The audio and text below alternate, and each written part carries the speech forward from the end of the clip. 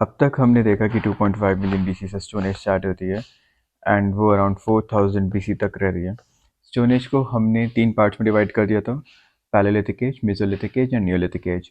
Palaeolithic age 2.5 million BC से 10,000 BC तक रहा था, मेसोलिथिक एज 10,000 से 6,000 तक रहा था एंड द नियोलिथिक एज 6,000 से 4,000 बीसी तक रहा था। इन दोनों एजेस में दो चीज़ों का डिफरेंस था, एक तो क्लाइमेट और दूसरा जो टूल्स यूज़ होते थे।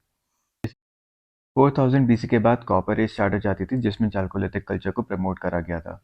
चालकोलिथिक कल्चर में स्टोन टूल्स के साथ साथ कॉपर इम्प्लीमेंट्स भी यूज होने लगे थे। After the stone and copper age हमने इंडस वैली सिविलाइजेशन देखी, जो अराउंड 2700 बीसी के अराउंड फ्लोरिश हुई थी एंड 1700 पे आते आते उसका डिक्लाइन हो गया था। Indus valley civilisation chalcolithic age का ही पार्ट है। उस टाइम पे जो टूल्स यूज होते थे वो कॉपर एंड स्टोन के ही बने थे, आयरन की डिस्कवरी नहीं हुई थी। Now let us come to this chapter, the Vedic culture. इस पीरियड को हम वैदिक एज भी बोलते हैं और ये एज 1500 बीसी से स्टार्ट होती है एंड 600 बीसी तक रहती है। 1500 बीसी से ही आयरन एज भी स्टार्ट हो जाती है, आयरन की डिस्कवरी हो जाती है एंड इसी के साथ आयरन एज भी स्टार्ट हो जाती है। सो वैदिक कल्चर, आयरन एज दोनों साथ में ही स्टार्ट होते हैं। ऑल्दो आयरन एज 200 बीसी के अराउंड तक रहती है, जबकि वैदिक कल्चर 600 बीसी पे खत्म हो जाता है। So we can say that Vedic culture was a part of Iron Age. एक और important development है इस phase का, and that is arrival of Aryans. There are different theories regarding the arrival of Aryans. We are going to study about them in the next slide. इस पूरे period को जो 1500 BC से start होता है एंड अराउंड 600 BC तक रहता है, इसे हम वैदिक एज इसलिए बोलते हैं बिकॉज इसी पीरियड में हमारे 4 वेद कंपोज हुए थे। आयरन एज इसलिए बोलते हैं क्योंकि आयरन की डिस्कवरी हुई थी। So now let us talk about some facts regarding the Aryans. As I told you that the Aryans came to India around 1500 BC. They were the Sanskrit speaking people. So the language of the Aryans was Sanskrit. And वो India में north west frontier के through enter हुए थे। अगर आपने थोड़ी बहुत medieval and modern history पढ़ी है, so you may know that हमारा नॉर्थ वेस्ट फ्रंटियर स्टार्टिंग से ही वीक रहा है। जितने भी इन्वेजन्स हुए इंडिया में वो मोस्टली नॉर्थ वेस्ट फ्रंटियर के थ्रू हुए हैं। एंड यहाँ भी आर्यंस नॉर्थ वेस्ट फ्रंटियर के थ्रू एंटर होते हैं इंडिया में। इंडिया में आने से पहले उनकी सेटलमेंट ईरान में थी, देन ईरान से वो इंडिया में आए। उनकी इनिशियल सेटलमेंट्स ये पंजाब वाले एरिया में थे एंड धीरे धीरे वो यहाँ पे गैंगेटिक वैली में सेटल होने लगे। हमें पता है कि ये आयरन एज है, सो आयरन की डिस्कवरी हो गई थी एंड धीरे धीरे आयरन के टूल्स बनने लगे थे एंड उन आयरन के टूल्स की हेल्प से डेंस फॉरेस्ट को क्लियर करा गया एंड आर्यंस ईस्ट की तरफ मूव होते रहे। तो जैसे जैसे वो डेंस फॉरेस्ट को क्लियर करते थे वैसे वैसे उनकी एस्टैब्लिशमेंट ईस्ट की तरफ मूव हो रही थी। सो इनिशियल सेटलमेंट्स उनकी पंजाब पाकिस्तान वाले एरिया में थी, बट धीरे धीरे वो ईस्ट की तरफ मूव होने लगे because they were able to clear the dense forest with the help of iron. Now these Aryans were the cattle keeping people, मतलब ये भेड़ बकरी गाय भैंस रखने वाले लोग थे। इनकी मेन ऑक्यूपेशन, इनकी चीफ ऑक्यूपेशन ही कैटल कीपिंग थी, that is animal husbandry. Agriculture इनकी सेकंड ऑक्यूपेशन थी। The origin of Aryans is a debatable question and different scholars have different views regarding that. बाल गंगाधर तिलक कह रहे हैं आर्यंस आर्कटिक रीजन से आए हैं एंड उन्होंने ये एस्ट्रोनॉमिकल कैलकुलेशंस के बेस पे बोला है। मैक्स मुलर कहते हैं आर्यंस सदर्न रशिया से आए हैं एंड वहाँ से वो एशिया एंड यूरोप के डिफरेंट डिफरेंट पार्ट में माइग्रेट होते रहे। कुछ स्कॉलर्स कहते हैं कि आर्यंस इंडिया के ही इनहेबिटेंट्स थे। So there are different theories regarding the origin of Aryans, but mostly accepted theory ये है कि आर्यन सदर्न रशिया से आए एंड वहाँ से वो डिफरेंट डिफरेंट पार्ट्स में एशिया एंड रशिया के गए हैं। अब हमें पता है कि रशिया में काफ़ी ठंड होती है एंड उसी की वजह से ग्रासलैंड्स इतने नहीं होते थे and Aryans were the cattle keeping people, उनकी वो मेन ऑक्यूपेशन थी। तो उन्हें ग्रासलैंड्स चाहिए होते थे अपने कैटल के लिए, इसलिए ही they were the semi nomadic people. वो जगह जगह घूमते रहते थे, थोड़े टाइम वो वहाँ पे सेटल होते थे, जैसे ही वहाँ पे ग्रास खत्म हो जाती थी वो फिर से घूमने लगते थे और इसी की वजह से वो इंडिया में आए थे ग्रासलैंड ढूंढते ढूंढते। उनकी इनिशियल सेटलमेंट पंजाब में थी। हमें पता है कि यहाँ पे इंडस रिवर एंड उसकी ट्रिब्यूटरीज थी, तो that was a very fertile area. And धीरे धीरे आयरन की हेल्प के साथ वो डेंस फॉरेस्ट क्लियर कर पाए एंड उनकी सेटलमेंट गंगेटिक वैली में हो गई and that too is a very fertile area. By 6th century उन्होंने पूरे नॉर्थ इंडिया को ऑक्यूपाई कर लिया था जिसे वो कहते थे Aryavarta. Apart from cows sheeps horse is an another important animal जो उनके साथ था एंड हॉर्सेस की ही हेल्प से उन्होंने इंडस वैली सिविलाइजेशन के लोगों को ख़त्म कर दिया था। हमने देखा इंडिया में आर्यंस 1500 बीसी के अराउंड एंटर हुए थे एंड आते ही उन्होंने कॉन्फ्लिक्ट करना स्टार्ट कर दिया गया था। उन्होंने दो लोगों के साथ कॉन्फ्लिक्ट करा था। सबसे पहले जो फर्स्ट बैच आया था इंडिया में 1500 बीसी के अराउंड, उन्होंने कॉन्फ्लिक्ट करा था इंडिजीनियस ट्राइब से जो इंडिया के ओरिजिनल इनहैबिटेंट्स थे। फिर जब दूसरा बैच आया तो उन्होंने पहले वाले बैच के साथ ही कॉन्फ्लिक्ट करना स्टार्ट कर दिया। मतलब आर्यंस ने आर्यंस के साथ ही कॉन्फ्लिक्ट करना स्टार्ट कर दिया। आर्यंस ने दो लोगों के साथ कॉन्फ्लिक्ट करा। पहले बैच ने इंडिजिनियस ट्राइब के साथ कॉन्फ्लिक्ट करा एंड दूसरा बैच जो आया उसने पहले बैच के साथ कॉन्फ्लिक्ट करना स्टार्ट करा। ये जो इंडिजिनियस ट्राइब्स थी इसमें थे दासास एंड दस्यूस। इस दासा ट्राइब से इतने ज़्यादा कॉन्फ्लिक्ट्स नहीं थे बट आर्यंस के इस दस्यूस ट्राइब से काफ़ी कॉन्फ्लिक्ट थे एंड कॉन्फ्लिक्ट होते थे काऊ के ऊपर। जो ये दस्यूस थे ये आर्यंस की काऊ चुरा लेते थे एंड इसी के ऊपर काफ़ी कॉन्फ्लिक्ट्स होते थे। They were the cow thieves. Rigveda में दस यु हत्या काफ़ी बार मेंशन करा है जिसका मतलब है स्लॉटर ऑफ दस्यूस। तो इतने ज़्यादा कॉन्फ्लिक्ट्स बढ़ गए थे कि ये लोग दस्यूस को मारने लगे थे सिर्फ काऊ के ऊपर। ऋग्वेद में एक और चीज मेंशन है, इंद्र को पुरंदर से रेफर करा गया है। Purandar means breaker of fort and ये forts may be Indus valley Civilization के हो सकते थे।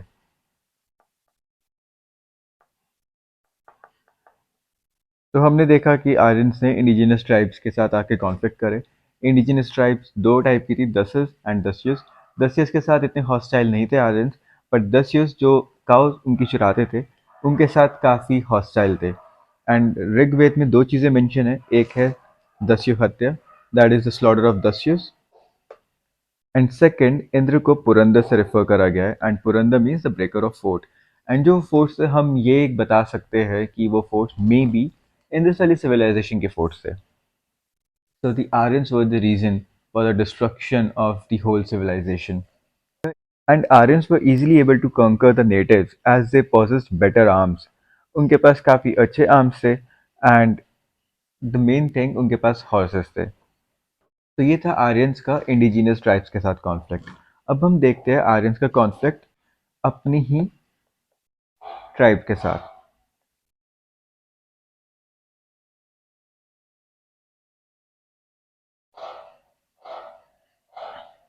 जो ये आर्यंस है ये 5 ट्राइब में डिवाइड हो जाते थे। तो इनकी 5 ट्राइब्स होती थी आर्यंस की और उन्हें हम बोलते थे पंचाजन। इस पूरे पंचाजन को रूल करते थे Bharat and Tritsu with the help of priest Vashishtha. ये एक प्रीस्ट होते थे एंड ये दोनों किंग थे। सो भारत एंड त्रित्सु पूरे आर्यन क्लैन को रूल करते थे वशिष्ठ प्रीस्ट की हेल्प से। इन किंग भारत के नाम पे ही पूरे देश का नाम भारतवर्ष पड़ा है। तो पूरे इंडिया पे इस भारत क्लैन का रूल था and it faced opposition from 10 Kings जिसमें से 5 आर्यंस थे। में हमने देखा कि पंचाजन 5 आर्यन ट्राइब्स थी एंड 5 नॉन आर्यंस थे। एंड इनके बीच में जो बैटल हुई थी वो थी 10 राजन वॉर। ये 10 एक साइड और भारत क्लैन एक side. And this war was fought on the river Parushni जिसे हम रावी भी बोलते हैं और ये बैटल भारत क्लैन जीत गए थे। बाद में वो भारत क्लैन एक और क्लैन के साथ हाथ मिला देता है जिसे हम कहते थे पुरु और ये दोनों मिलके बनाते थे कुरु। इसी क्लैन के नाम पे आज कुरुक्षेत्र का नाम है। हम बाद में देखेंगे कि कुरु एंड पंचाला ने काफ़ी इंपॉर्टेंट रोल प्ले करा है अपर गंगेटिक वैली में, जहाँ पे उन्होंने अपना साथ में रूल इस्टेब्लिश करा था, बट वो हम आगे की वीडियोस में देखेंगे। So this was the basic about the Aryans. Now let us come to the next topic, the Vedic literature. Before moving further, हमें सबसे पहले वेद का मतलब पता होना चाहिए. So Ved is derived from the root Ved, which means to know. Ved is Vidya, right? And Vidya का मतलब क्या होता है? जानना. So Ved derived from the root Ved, which means to know. And to know what? To know the superior knowledge. तो simple language में वेद का मतलब है सुपीरियर नॉलेज को जानना. वैदिक लिटरेचर में 4 वेद आते हैं. सबसे पहला है Rigveda, then Yajurveda, Samaveda and Atharvaveda. Rigveda around 1500 से 1000 बीसी के टाइम पे बना था, और जो ये बाकी के 3 वेद है ये 1000 बीसी से 600 बीसी के टाइम पे बने थे. एंड इन वेद की कॉम्पोजिशन के बेस पे ही हमने वैदिक एज को 2 पार्ट में डिवाइड कर दिया. दैट इज ऋग्वेदिक पीरियड जो 1500 बीसी से 1000 बीसी के टाइम पे हुआ, एंड लेटर वैदिक पीरियड जो 1000 बीसी से 600 बीसी के टाइम पे हुआ. ऋग्वेदिक पीरियड में ऋग्वेद की कॉम्पोजिशन हुई, एंड लेटर वैदिक पीरियड में यजुर्वेद, सामवेद एंड अथर्ववेद की कॉम्पोजिशन हुई. ऋग्वेद में 1028 हिम्स है. हिम्स का मतलब होता है एक पर्टिकुलर टाइप का सॉन्ग. वो सॉन्ग काफ़ी छोटा होता है एंड उसे गाया जाता है किसी को प्रेज करने के लिए. तो ऋग्वेद में 1028 हिम्स या फिर जो सॉन्ग्स हैं वो अलग अलग वेरियस गॉड्स को प्रेज करने के लिए गाए जाते थे. ऋग्वेद हमें ऋग्वेदिक पीरियड की सोसाइटी, उसका कल्चर, उनका रिलीजन, ये सब भी हमें बताता है. फिर आता है यजुर्वेद.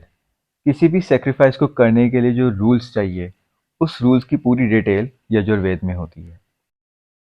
फिर आता है सामवेद. यजुर्वेद में जो सेक्रीफाइसेस हम चांट करते हैं उसकी क्या ट्यून होगी, उसका क्या म्यूजिक होगा, वो सामवेद में है. So Samved is also called Book of Chants, and the origins of Indian music are traced on it. फिर आता है अथर्ववेद. इसमें पूरे रिचुअल की डिटेल्स दी गई है. जैसे किसी फेस्टिवल पे अगर पूजा करनी है तो क्या क्या हमें देखना है, या कोई हवन करना है तो उसमें क्या क्या डिटेल्स होनी चाहिए. And it is also called the book of magic and charms. इसमें इविल स्पिरिट को भगाने के लिए कुछ चांट्स है, एंड कौन कौन सी मेडिसिन कौन कौन सी डिसीजेस में देनी है वो भी इस बुक में लिखा है. Now Veda are classified into 4 major text types. मतलब वेद के अंदर ही 4 अलग अलग टाइप्स है. ये सब कुछ लेटर वैदिक पीरियड में बना है, ये ऋग वैदिक पीरियड में नहीं था. तो जैसे यजुर्वेद है, यजुर्वेद के अंदर एक संहिता होगी जिसमें उसमें मंत्र लिखे होंगे अलग अलग पर्पसेस के लिए. देन ब्राह्मण्स होगी उसमें, जिसमें criticises relating to prayer and sacrificial ceremony, कि सेरेमनी कैसे करनी है, प्रेयर कैसे करनी है. Then Upanishads. The Upanishads are the philosophical text. ये उपनिषद हमें सोल के बारे में, the absolute origin of word and mysteries of word, इन सब के बारे में बताता है. उपनिषद काफ़ी इंपॉर्टेंट वर्क है बिकॉज उपनिषद हमें डिवोशन, भक्ति, ये सब बताता है. अराउंड 200 से ज़्यादा उपनिषद मिले गए हैं, बट 14 उपनिषद काफ़ी इंपॉर्टेंट है जो मैं नेक्स्ट स्लाइड में बताऊंगा. और फिर लास्ट में आता है आर्यन कास्ट. इसे हम फॉरेस्ट बुक्स भी बोलते हैं. They deal with the rights, rituals and sacrifices. And हमें पता है 2 एपिक्स भी लिखी गई है, रामायण जो वाल्मीकि ने लिखी है एंड महाभारत जो वेद व्यास ने लिखी है. ये कुछ इंपॉर्टेंट उपनिषद है जो पता होने चाहिए. सबसे पहला है ऐत्रेय उपनिषद. ये क्रिएशन ऑफ आत्मा एंड कॉन्शियसनेस के बारे में बताता है. फिर है छंदोग्य उपनिषद. ये rhythm and chanting of mantras के बारे में बताता है कि कौन से रिदम में कौन से मंत्र को चांट करना है. देन देयर इज कथा उपनिषद. It tells the story of Nachiket and Yam. Their conversation involves in the discussion of man, Atma, knowledge and moksha, liberation. Then there is Brihadaranyaka Upanishad, talks about the transmigration of Atma, passages of metaphysics and ethics. And very important is Mudak Upanishad. It contains the mantra Satyamev Jayate. Truth alone triumphs, which is a borrowed in the national emblem of India. And ये वाला question UPSC पूछ चुका है, इसलिए ये कुछ important उपनिषद है जो हमें पता होने चाहिए. So we talked about that the whole Vedic age can be divided into two parts. The first one is Rig Vedic age or early Vedic age, and it starts from 1500 BC and it lasted to around 1000 BC. तो जब Aryans India में enter हुए थे 1500 BC के around, तभी ऋग वैदिक as start हो गई थी एंड ये 1000 BC तक रही थी. इसे ऋग वैदिक एज इसलिए बोलते हैं क्योंकि ऋग्वेद इसी टाइम पे बना था.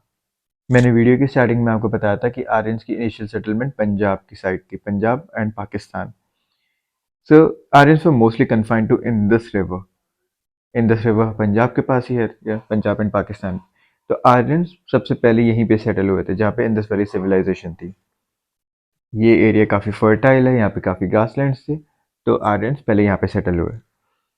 ऋग्वेद में भी सप्त सिंधु रिफर हुआ है. सप्त सिंधु मतलब लैंड ऑफ सेवन रिवर्स. कौन कौन सी रिवर्स है? झेलम, चेनाब, रवि, ब्यास, सतलज, ये सब इंडस की ट्रिब्यूटरीज है एंड एक है सरस्वती. अब हम ऋग्वेदिक एज में उसकी पॉलिटी, उन लोगों की सोशल लाइफ कैसी होती थी, उन लोगों का रिलीजन कैसा होता था एंड उन लोगों की इकोनॉमिक लाइफ होती थी, ये सब चीज़ें डिटेल में देखेंगे. तो सबसे पहले आता है पॉलिटिकल ऑर्गेनाइजेशन. जैसे किसी भी मटेरियल की सबसे बेसिक यूनिट होती है एटम, उसी तरह the basic unit of political organisation during the Rigvedic times was the family और द कुल. फैमिली को ही हम कुल भी बोलते थे. So the kul of family was the basic unit. The head of the family was called the Kulappa. कुल से कुल एंड पा, राइट. नाउ कुछ फैमिलीज अब मिलके एक गांव बनाती है on the basis of the kinship. So several families join together on the basis of the kinship to form gram or village. Gram is village, and the leader of the village or the leader of the gram is the Gramini. Kinship मतलब relation में. Now the group of villages, अब कुछ villages है, वो सब मिलके एक larger area बनाए गए जिसे हम कहेंगे विश्व, and it was headed by विश्वपति. इसे आज की डिस्ट्रिक्ट की तरह समझ लेते हैं. जैसे एक डिस्ट्रिक्ट में कुछ विलेजेस एंड कुछ सिटीज़ होती है, वैसे उसी तरह एक विश में काफ़ी सेवरल विलेजेस होते थे, या फिर ग्राम्स होते थे, and it was headed by Vishwapati. अब कुछ विश या फिर कुछ डिस्ट्रिक्ट्स मिलके बनाएगी जन या फिर tribe, and this was the highest political organisation during the Rigvedic time. So Vish unites to make one Jan, and head of the Jan was a Gopa or Gopapati. Jan means people. So they were the people of the same tribe. अब एक ही tribe के लोग जिस area में रहते हैं हम उसे बोलते हैं ट्राइबल किंगडम्स और राष्ट्र. और ऋग्वेदिक टाइम पे काफ़ी सेवरल ट्राइबल किंगडम्स डेवलप हो चुके थे, जैसे भारत, मत्स्य, यदुस एंड पुरुष. हमने देखा था कि आर्यन ट्राइब में 5 सब कैटेगरीज होती थी, उसमें से 4 ये रहे, and they were headed by the Rajan और king. King was assisted by Purohit और प्रीस्ट एंड सेनानी और कमांडर ऑफ द आर्मी. जैसे आज के टाइम पे prime minister council of ministers की हेल्प से कंट्री चलाते हैं, उसी तरह से किंग को भी असिस्टेंट चाहिए होती थी. So the king was assisted by Purohit. Purohit हम प्रीस्ट को कहते थे, and Senani that was the commander of chief और the commander of the army. Apart from king, there were two popular assemblies at that time. They were called the Sabha and Samiti. Sabha was the council of elders, and Samiti were the general assembly of entire people. तो सभा में कुछ selected लोग ही होते थे, उसमें हर कोई नहीं होता था. बट द समिति that was the general assembly of entire people, उसमें हर कोई होता था. तो कोई भी जो मैटर होता था वो सबसे पहले समिति में बोला जाता था, समिति से वो सभा में जाता था, सभा में वो डिस्कस होता था, एंड फिर सभा से वो किंग के पास जाता था, एंड किंग पुरोहित एंड सेनानी की हेल्प से उस पर डिसीजन लिया करते थे. तो that was the political organisation during the Rigvedic time. Simple है, बेसिक यूनिट फैमिली जो कुल है, कुछ फैमिलीज मिलके ग्राम बना रही है जो विलेज होते हैं, कुछ विलेज या फिर कुछ ग्राम मिलके विस बना रही है जिसे हम क्लैन भी बोलते हैं. अब कुछ विस या क्लैन मिलके जन बना रही है, मतलब लोग बना रही है, पीपल बना रही है वो, एंड उस जन से पूरा ट्राइबल किंगडम जो राष्ट्र है वो बनता है. Head of the family was Kulappa, head of the gram was Gramini, head of the vis was Vishwapati, Head of Jan was Gopa Gopati and head of the Rashtra was Rajan or king. It was a very simple one. अब हम आते हैं ऋग्वेदिक people की social life पे. Rigvedic society was a patriarchal society. The basic unit was family or graham. Political organisation में भी and social life में भी बेसिक यूनिट दोनों की फैमिली है. पॉलिटिकल ऑर्गेनाइजेशन में उसे हम कुल बोलते थे, बट सोशल लाइफ में हम उसे ग्रहम बोलेंगे and it is headed by the Grihapati. पूरे ट्राइबल किंगडम में मोनोगमी प्रैक्टिस होती थी, बट कई कई जगह जैसे रॉयल हाउस होल्ड हो गए या फिर नोबल्स हो गए, वो लोग पॉलीगमी प्रैक्टिस करते थे, वहाँ पे पॉलीगमी प्रेवेलेंट थी. ऋग्वेदिक सोसाइटी की सोशल लाइफ की सबसे बड़ी कैरेक्टरिस्टिक थी कि वहाँ पे वुमेन का स्टेटस काफ़ी अच्छा था. Women were given equal opportunities as men for their spiritual and intellectual development. They even attended the popular assemblies. हमने देखा था सभा एंड समिति होती थी, एंड समिति was the general assembly of entire people. तो उसमें वुमेन का पार्टिसिपेशन भी था मेन के साथ. उस टाइम पे कुछ वुमेन पोइट्स भी रही है जैसे अपाला, विश्वर, घोष एंड लोपामुद्रा. कोई चाइल्ड मैरिज नहीं होती थी and Sati was absent.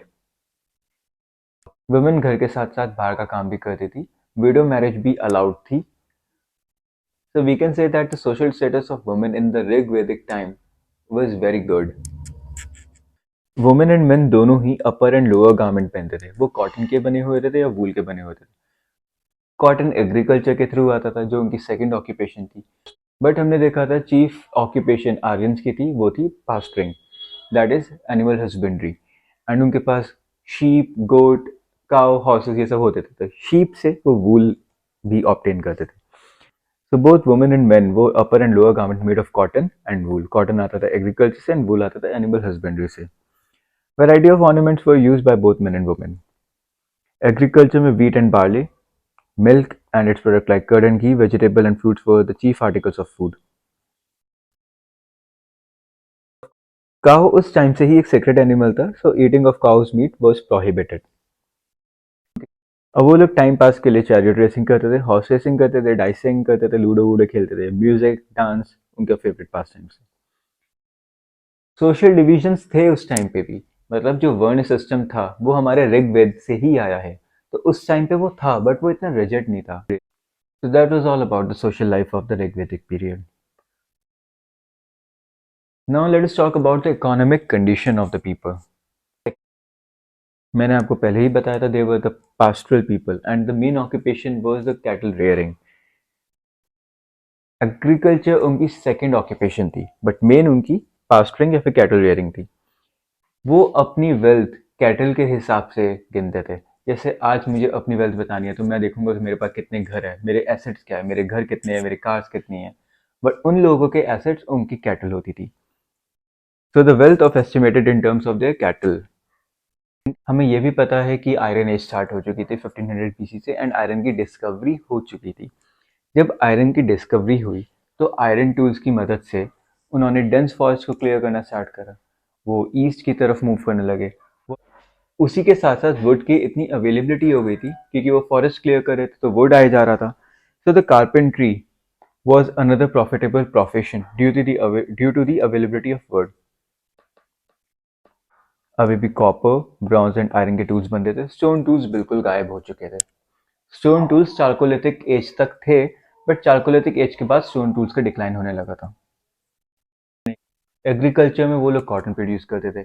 Cattle rearing करके वो लोग वूल प्रोड्यूस करते थे. तो spinning was another profitable and important occupation because ये दोनों ही मटेरियल, ये दोनों ही फैब्रिक उनके पास काफ़ी थे. गोल्डस्मिथ्स ऑर्नामेंट्स बनाते थे.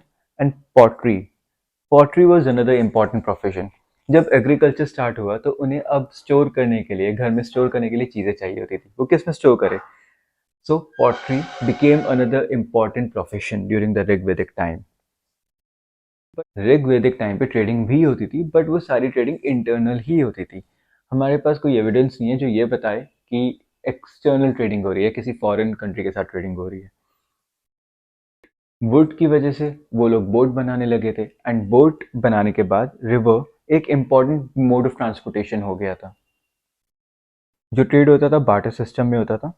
बाद में निक्श यूज होने लगे थे. निक्श वर द गोल्ड कॉइन्स. तो बार्टर सिस्टम छोटी छोटी ट्रांजेक्शन में यूज होता था एंड नेक्स्ट जो गोल्ड कॉइन्स थे वो लार्जर ट्रांजेक्शन में यूज होने लगे थे. Now let us come to the important topic, that is the religion of Rigvedic period. Rigvedic period worshipped the natural forces. वो लोग जो नेचुरल फोर्सेस थी जैसे अर्थ, फायर, विंड, रेन, थंडर, ऋग्वेदिक के लोगों ने इन सारी नेचुरल फोर्सेस को ही पर्सोनिफाई कर दिया था गॉड में. अर्थ पृथ्वी बना, फायर अग्नि बना, विंड वायु, rain Varun and thunder Indra. They were the important god during the Rigvedic time. अभी शिव, विष्णु एंड ब्रह्मा का कॉन्सेप्ट नहीं आया था. ये कॉन्सेप्ट लेटर वैदिक पीरियड में आता है. ऋग्वेदिक पीरियड में वो लोग सिर्फ नेचुरल फोर्सेस को वर्शिप करते थे and these were the 5 natural forces they used to worship.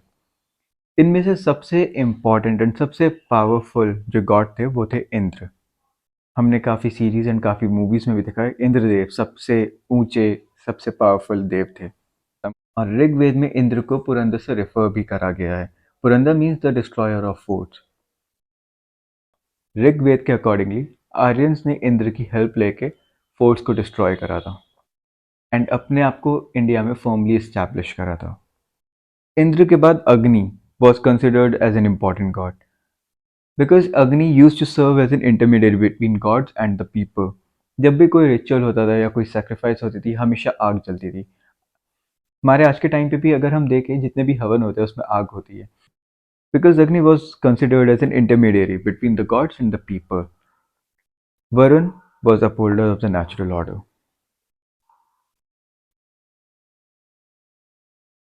एक और इम्पॉर्टेंट कैरेक्टरिस्टिक है रिलीजन में कि कोई टेम्पल या कोई आइडल वर्शिपिंग नहीं थी.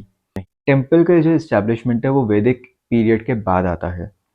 वैदिक पूरे वैदिक पीरियड में चाहे वो लेटर वैदिक पीरियड हो या फिर वो अर्ली वैदिक पीरियड हो कोई भी टेम्पल या कोई आइडल वर्शिप नहीं होती.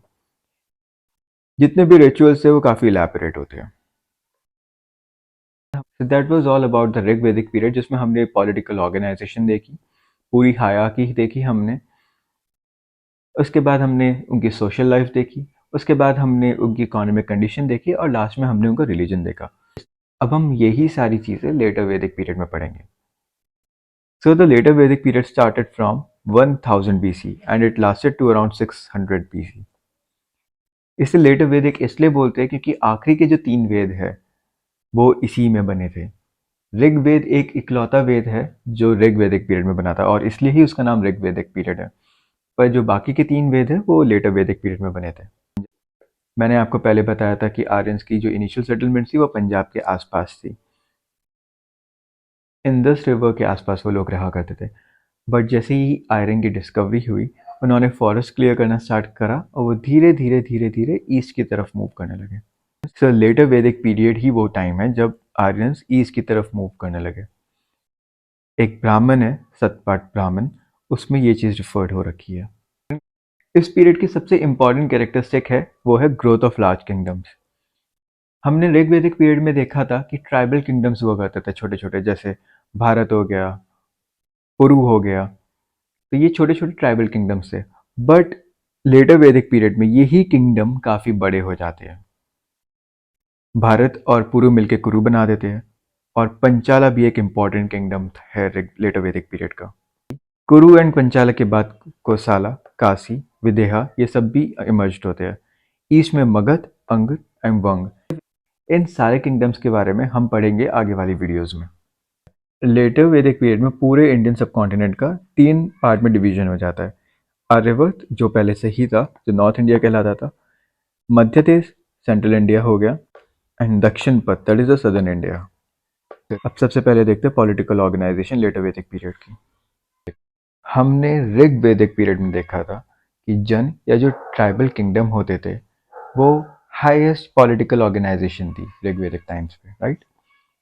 अब वो ही जितने भी ट्राइबल किंगडम से अलग अलग वो मिल जाते हैं, वो अमेलगमेट हो जाते हैं और एक बड़ा किंगडम बनाते हैं जिसे हम कहते हैं Mahajanapada. So the emergence of Mahajanapada later Vedic period से स्टार्ट हो जाता है. अब एरिया का साइज बढ़ा, किंगडम का साइज बढ़ा तो रॉयल पावर भी इंक्रीज हो जाएगी. So the royal power increase along with the increase in the size. King काफ़ी रिचुअल्स परफॉर्म करता था अपनी स्ट्रेंथ। किंग काफ़ी किंग काफ़ी रिचुअल परफॉर्म करता था अपनी पोजीशन को स्ट्रेंथन करने के लिए। सबसे इम्पॉर्टेंट उनमें से थी Rajasuya, that was the consecration ceremony, Ashvamedha, that was the horse sacrifice ceremony, and Vajapeya, that was the chariot race. Rajasuya हम ऐसे समझ सकते हैं कि वो इनॉग्रेशन सेरेमनी होती थी किंग की। जैसे किंग अपॉइंट हुआ तो उसके लिए सबसे बड़ा हवन होता था, तो दैट वाज द राजसूय और द कॉन्स्क्रीशन सेरेमनी। अश्वमेध सबसे इम्पोर्टेंट रिचुअल हुआ करता था उस टाइम का। एक हॉर्स को किंग के वॉरियर्स के साथ छोड़ देते थे, एंड वो हॉर्स पूरे किंगडम में या फिर दूसरे किंगडम्स में भी जाता था और वो पूरा घूम के आता था। अगर उस किंगडम के राजा या फिर उस किंगडम में किसी ने भी उस हॉर्स को चैलेंज करा तो मतलब वो किंग की सोवरेनिटी पर चैलेंज कर रहा है। और अगर किसी ने चैलेंज नहीं करा तो 1 साल बाद वो हॉर्स आता था और हॉर्स को मार दिया जाता था। तो इससे किंग की पोजीशन स्ट्रेंथ होती थी।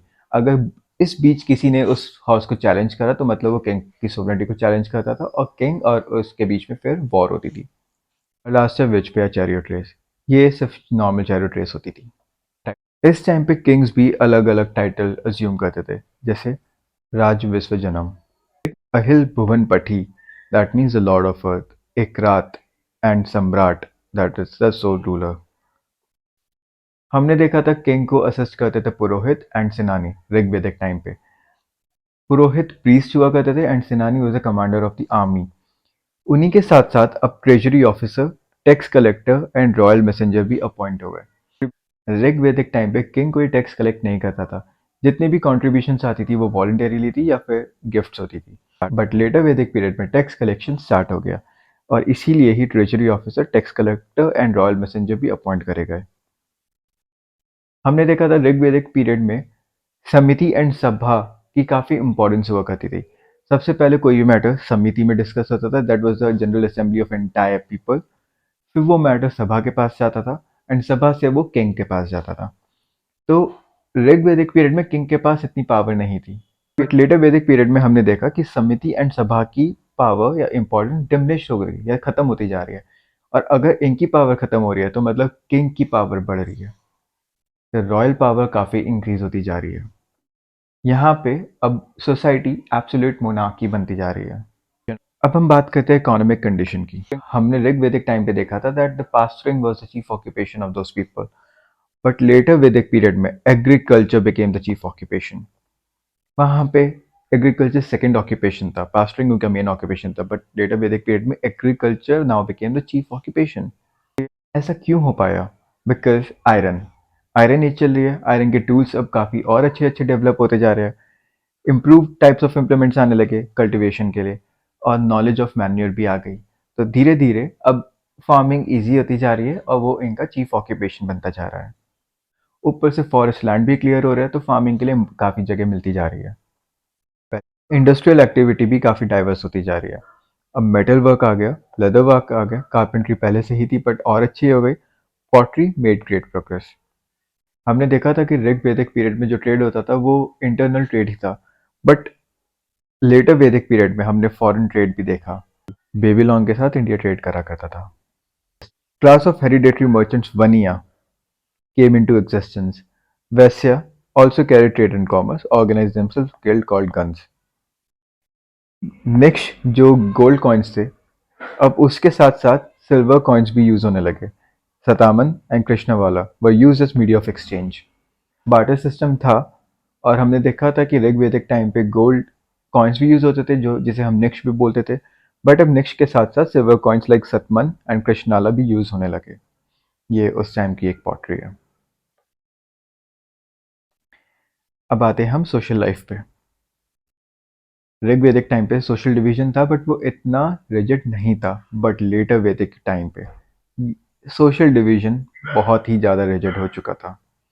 So the four divisions of society or the Varna system was thoroughly established during the later Vedic period.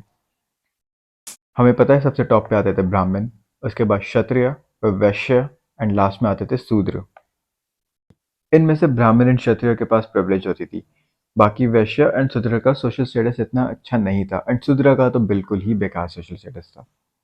इनमें भी काफ़ी सब कास्ट बनती गई। ऋग्वेदिक टाइम पे हमने देखा था कि वुमेन का स्टेटस काफ़ी अच्छा था, उन्हें इक्वल अपॉर्चुनिटीज़ मिलती थी, बट लेटर वैदिक टाइम पे वुमेन का स्टेटस गिर चुका था। They were now subordinate to the men. Women also lost political rights of attending the assemblies. Rigvedic time पे वो लोग समिति जाते थे, बट लेटर वैदिक टाइम पे वुमेन को समिति जाना भी उन्होंने छोड़ दिया था, उनका बंद कर दिया गया था, उन्हें मेन के नीचे रखा जाता था। Child marriage became common. अत्र ब्राह्मण में ये लिखा है कि daughter has been described as a source of misery. Although women in rich households enjoyed certain privileges, but in general women का स्टेटस काफी गिर चुका था। हम बात करते हैं वर्ण सिस्टम की। वर्ण सिस्टम ऋग वेदा से ही निकला है। ऑल्दो ऋग वैदिक टाइम पे वो इतना रिजिड नहीं था, बट लेटर वैदिक टाइम पे वो काफी रिजिड हो चुका था। वर्ण सिस्टम में पूरी सोसाइटी को 4 पार्ट में डिवाइड कर दिया गया था। सबसे ऊपर आते थे ब्राह्मण, दूसरे नंबर पे आते थे क्षत्रिय, थर्ड नंबर पे आते थे वैश्य और लास्ट आता था शूद्र। ब्राह्मण एंड क्षत्रिय के पास सबसे ज्यादा प्रिविलेजेस होते थे। ऑल्दो ब्राह्मण एंड क्षत्रिय में हमेशा क्लैश होता था कि कौन सुपीरियर है। ब्राह्मण अपने आप को ऊपर रखने की कोशिश करते थे एंड क्षत्रिय अपने आप को ऊपर रखने की कोशिश करते थे। जो ब्राह्मण का रोल था सोसाइटी में, वो था कॉमन मैन से गॉड को कनेक्ट करना। सो ब्राह्मण were the intermediary between the common people and the God. ब्राह्मण ही लोगों को बताते थे कि उन्हें ये रिचुअल फॉलो करने हैं, उन्हें ये रिचुअल फॉलो करना है, ये ऐसे होगा, ये ऐसे होगा। और उसके बदले उन्हें काफ़ी गिफ्ट्स मिलते थे, उन्हें काफ़ी लैंड्स मिलते थे, उन्हें काफ़ी कैटल मिलती रहती थी क्षत्रिय से। क्षत्रिय क्लैन का रोल था वो था रूल करना, वॉर पे जाना। वैश्य का जो रोल था वो था ट्रेडिंग करना एंड शूद्र शूद्र का रोल था ऊपर की तीनों वर्ण को, ऊपर की तीनों डिवीजन को सर्व करना। तो शूद्र की सबसे गंदी हालत थी पूरी सोसाइटी में। अब हम आते हैं रिलीजन पे।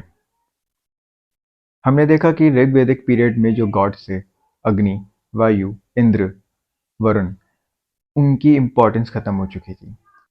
वो लोग नेचुरल फोर्सेस की पूजा करते थे, but the gods of early Vedic period lost their importance in the later Vedic period.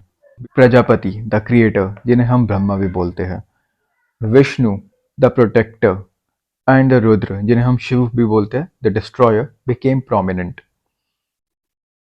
Sacrifices and rituals और इलेबोरेट होने लगे और काफ़ी डिफिकल्ट होने लगे, जो कॉमन मैन को समझ में नहीं आते थे। Importance of prayers declined. Rigvedic time पे प्रेयर्स की काफ़ी इंपॉर्टेंस थी।